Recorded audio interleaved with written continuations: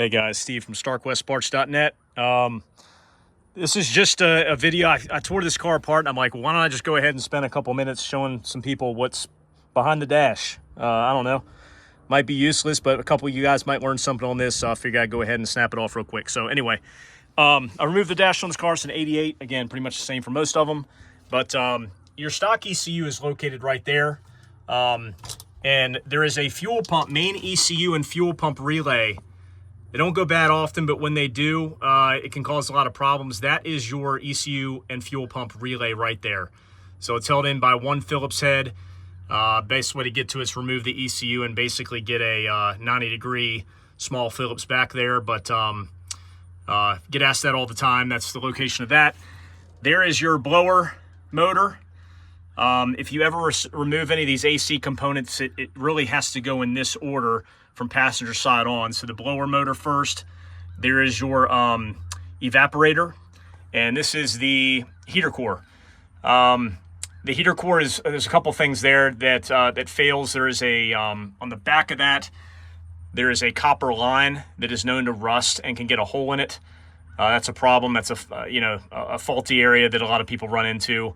Hopefully you don't have to deal with that, because honestly the heater core is probably the least fun thing to take apart in these cars, in my opinion.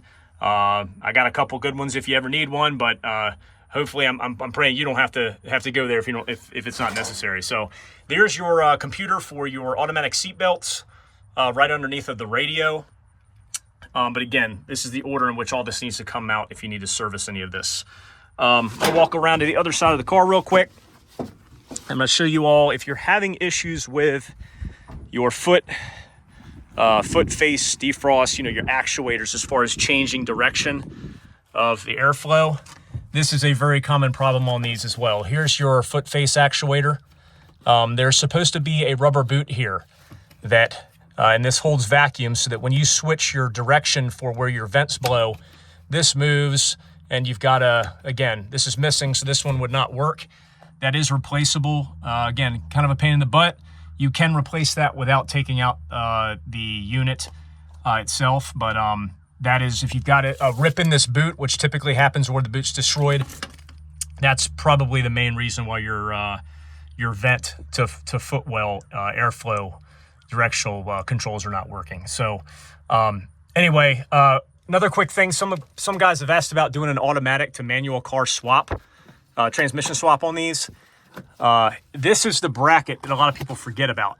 That bracket here is welded on, and that is an actual, that is the bracket for the actual clutch pedal.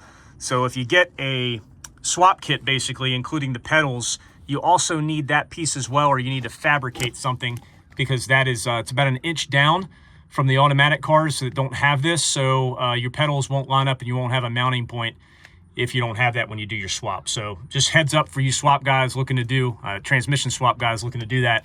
That's something you're either gonna need cut out of a donor vehicle, or you're gonna go ahead and need to fabricate something to solve for that. Lastly, if you've never seen your automatic seat belts, and if you ever have to replace one, again, not the most fun job in the world, but it's doable.